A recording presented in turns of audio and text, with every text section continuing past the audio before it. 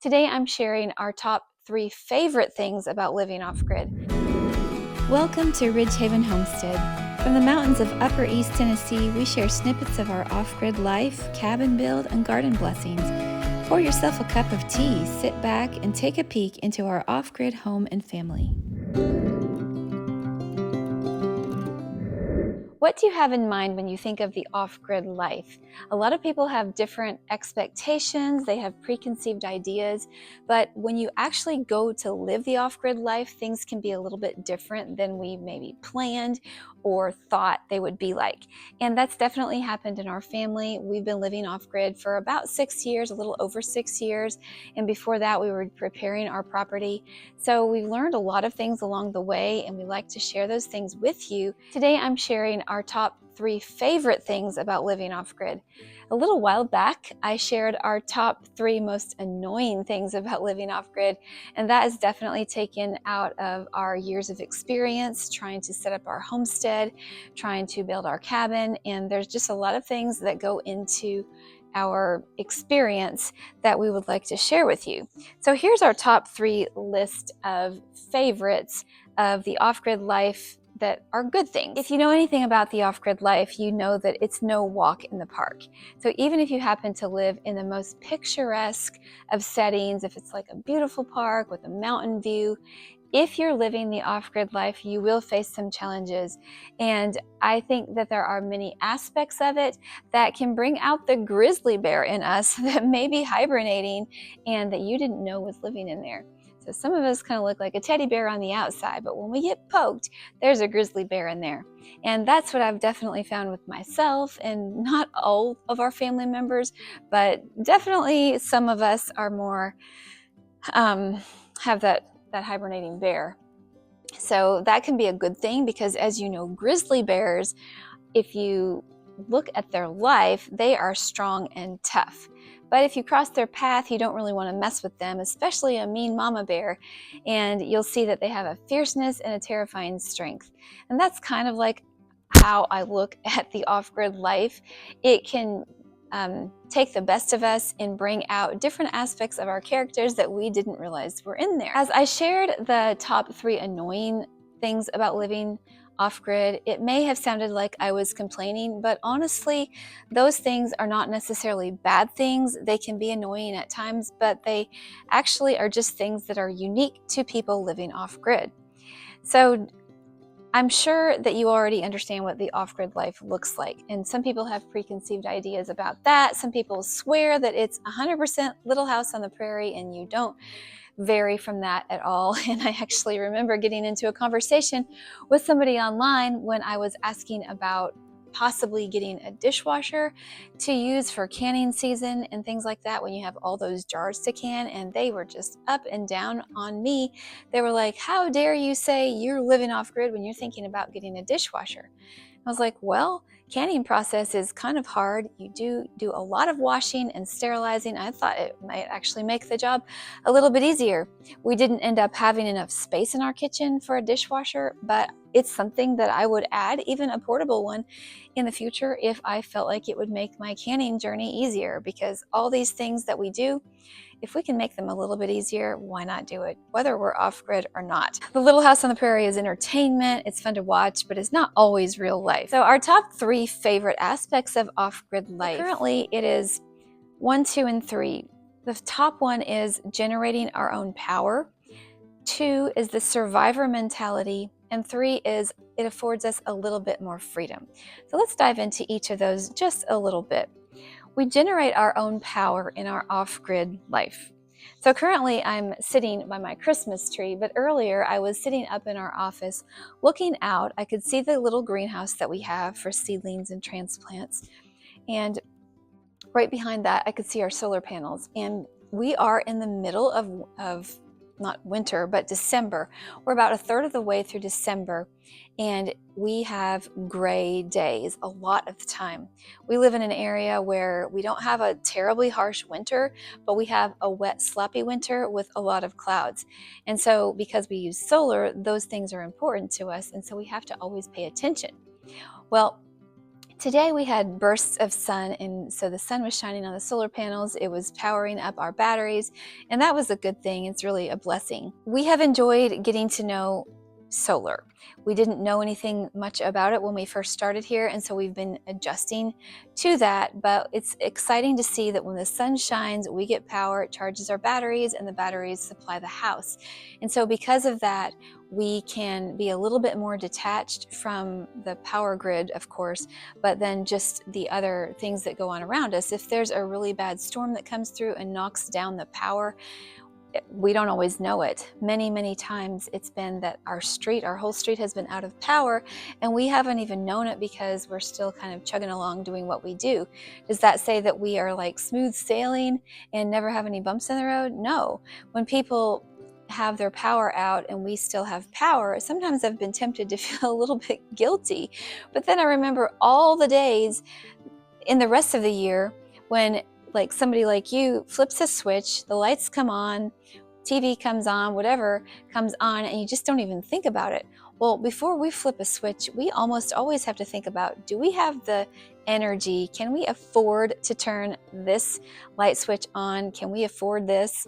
And right now I have opted to turn this Christmas tree on, but this is not something that we run all day, and this is something that we are going to be upgrading our Christmas tree lights because they are not LED and they are taking more energy than we would like. And we have to think of these things a lot more than the average bear because we are so dependent on the battery bank, and we don't have an unlimited supply. We have to trust the sun, and we have to trust our backups. So plenty of days we are working to just make the basic things happen, and so I'm trying to not feel guilty if everybody else is out of power, but we have it on those rare occasions. So just this morning, I'll tell you that our battery bank sank down to a 7% of charge, and that's pretty low. That's way lower than we'd like it to be because we've just had cloudy weather and rain and even some snow. So I'm really thankful that we have a generator to back up our battery bank and our solar system for when the sun isn't shining. But somebody has to be taking cans to fill up today, and that somebody looks like it's going to be me. So we got to get gas to power our backup system. And so we do have a lot of things that we think about, and so that can be a pro and a con, but in a pinch, we are just going to keep doing what we're doing, and so life isn't interrupted as much as it might be when the power grid goes down for you, for instance. So we count the generator as a blessing today, and it takes the work to make it happen. That was generating our own power as a definite perk to the off-grid life. The second perk that we see, or the blessing that we see for living off-grid, is that we have developed a survivor mentality. And I think a lot of people who live off-grid have also developed this survivor mentality. Even our boys and us, we have developed this mentality of we can do it because we've done it before, we can do it because we have to, and we can do it because we have become familiar with it because of experience. The knowledge that we can do something has been developed over these last 6 years just out of sheer necessity. Living off-grid has provided us a multitude of challenges so that we can develop our muscle of, we can do it, the survivor, or whatever you want to call it. So I will freely admit that this can-do attitude, to me, sometimes a little bit looks like, I know we can do it, but why do we have to do it? So it's a blessing and a curse, and I believe that trials bring us strength, and whether we like those trials in the moment or not, they do make us stronger. We've had a few of those, and like just for instance, over the years, because of the situation that we've been in, we have learned more skills. Over the years, we've learned a few things just because of being in the situation of needing to learn those things. So YouTube University has served us pretty well. Some of those things we've learned as a family have been installing septic lines, plumbing, gas lines, tiling showers, carpentry work, woodworking, rainwater catchment, gravity feed water systems, installing water heaters, installing everything, framing, finishing. What else can we think about? drywalling, electricity, gardening, building doors and vanities and shelves and ladders. And these are the things that our boys have done. I will say that we as parents have been involved with this, but our boys have been especially involved, and they have learned a tremendous amount of skills that we could never have taught them in another situation. So these things are a true blessing. They have definitely developed in us all a survivor mentality. I just wanted to take 1 second and ask you, if you like this video, to hit the subscribe button. You can also hit the like button if you do like it.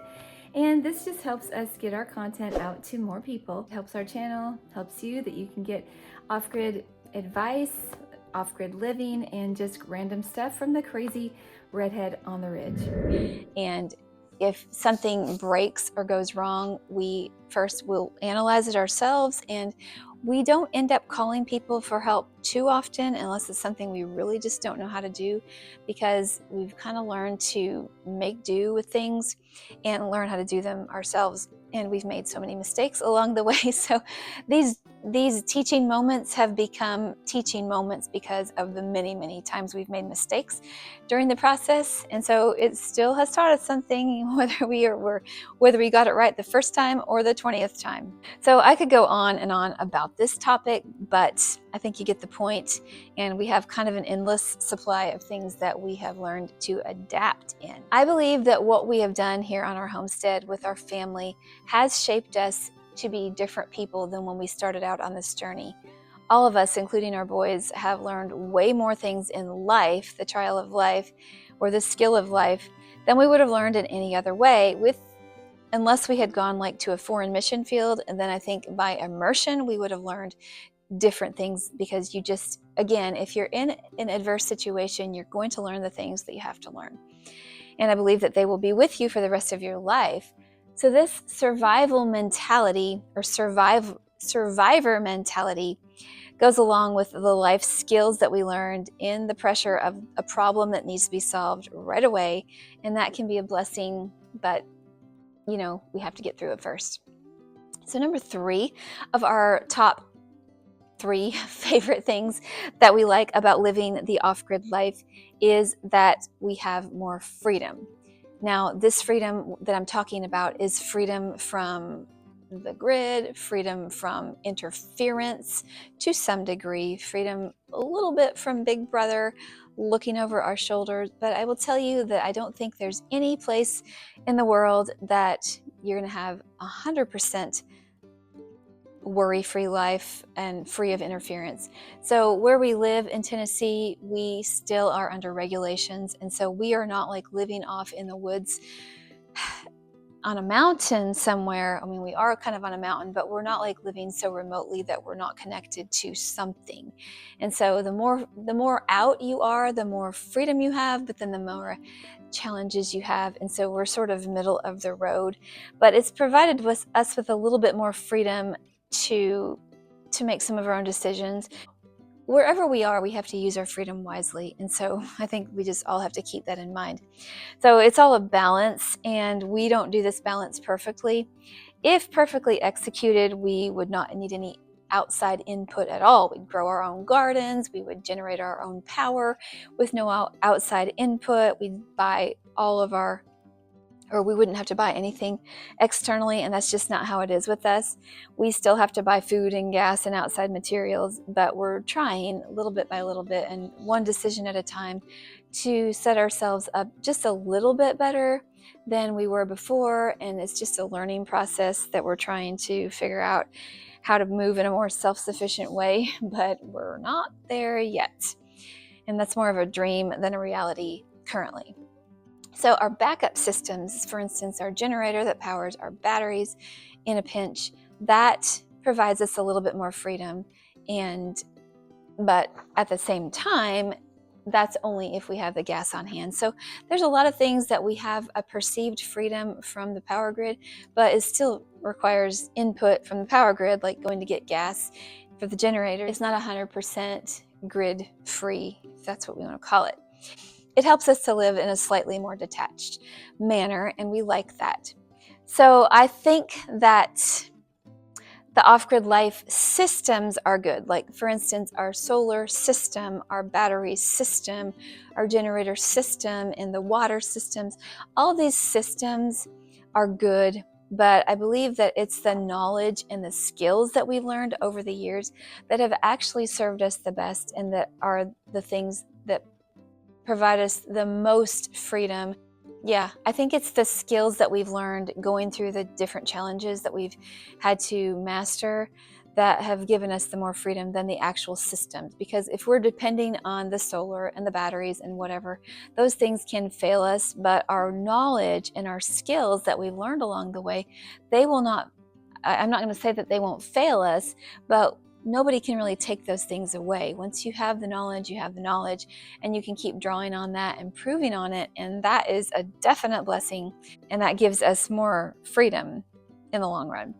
So in conclusion, we've learned a ton of things in the years gone by as we've pursued this off-grid life. We've had trials, we've had frustrations. Yes, they definitely do happen, but the difficulties have not been entirely in vain, because they've almost always, at the tail end of them, they've almost always given us more skills in our tool belts and more things that we can fall back on. And so those things are a real blessing. I have a sign that I got at a thrift store, of course, and I really like it, and I think it encapsulates the goal and the vision for our lives. And it says, pray hard, work hard, and trust God. And if we keep those things in mind, which we are endeavoring to do, we don't always do that perfectly.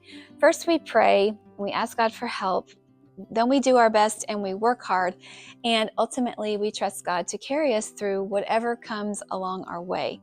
And that is a good motto. That's a good motto for our homestead. It's a good motto for life. And it's a good motto that I can share with you, with the faith that it's not going to lead you astray if you follow those principles. Ultimately, God has never left us. He was with us at the beginning of this journey when we were living 5 people and several cats and 2 dogs in a camper as we built. And we will keep learning and growing, and He will continue to be with us, whatever the future may hold. And He will do the same for you.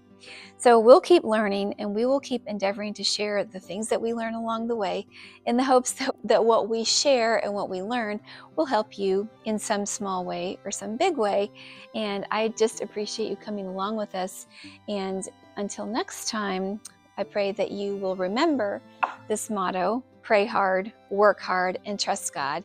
And I also pray that you will stay well, that you'll be safe, and that God will bless you abundantly.